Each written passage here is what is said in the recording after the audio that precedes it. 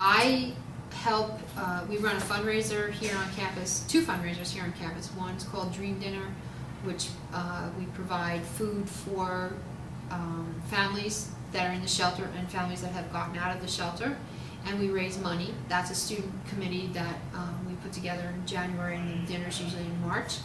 And then we run Box City, which is the big fundraiser for Family Promise, where kids sleep out on, me too, sleep out on the practice field in cardboard boxes to raise awareness and funds for Family Promise and homelessness.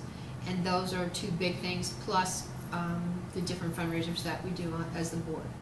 A safe place for kids, for children and their families. Most of the time it's moms and small children, and the thought of children sleeping in a car or sofa surfing is too hard for me. I can't take that. It just bothers me. So knowing that they have a safe, warm place to stay and food until they can get on their feet, and the fact that the office does such a phenomenal job, this staff, of finding them homes and finding them schools and getting them back to school supplies, and the aftercare component, the mental health component, all the things that we do for those families. It's very gratifying to watch that. But if we can keep one family from sleeping out in the cold, it's worth it. Children should not be sleeping in cars. To not be so emotionally devastated by the stories and by what's happened to those families and how they got there, and instead just moving forward to help them and to be positive when all you want to do is sit down and cry, because the stories are heartbreaking. So to be able to just learn to understand that they're safe and we're helping them. And I'm a cooking teacher, so I love feeding people, so anytime we can feed them is always a good thing for me. I spent the one night in a church with a family, and I was there from about 8 o'clock to 10 o'clock that shift. One night they were shorthanded, so I went. And there was a little girl who had been in the family, I think she was only in there maybe a couple weeks, and she needed help with her homework. And I was just sitting there quietly, and they were playing, and she came and plunked herself down in a chair next to me with her little worksheet and needed help with her homework. And I thought, well, all right, I'll help her. The mom was exhausted, and it's difficult. Kids are running around, and she had a little brother, and he's a handful. So we were trying to do homework. Now it was math homework, not my subject.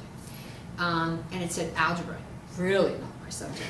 And so we sat, and I tried to help her with her homework. She's in kindergarten. She had math, algebra homework. Who does that? But so we tried to work it, and we were counting by tens. And so I'm trying to figure out how to count by tens with a kindergartner. And the little brother plunks himself on my lap, so I'm using his toes and his fingers and how many tens are all together. We needed 70, so between all of us we were just a little short, but it was pretty close. And when she was finished, she gave me a kiss on the cheek and said thank you, and that was huge.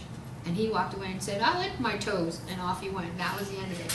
But just that little bit, I don't know if it made a difference, but for me it was huge. That you do have enough time.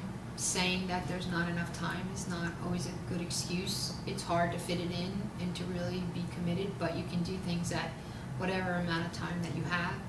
And sticking your head in the sand and thinking that there's no problem here and that we live in an affluent community and people aren't suffering isn't true.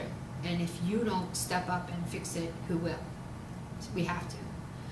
I also like the fact that I can offer kids an opportunity to be philanthropic, to give back to the community in those two events on campus. And I have kids willingly helping me with those projects because they know it's the right thing to do. There's no grade attached, you don't get credit, you don't get anything except the satisfaction of knowing that you helped. And to see students do that is huge, it's really huge. You won't regret it. It is very heartwarming. Sometimes it's a little overwhelming because the families just keep coming and coming and there's never an end to it.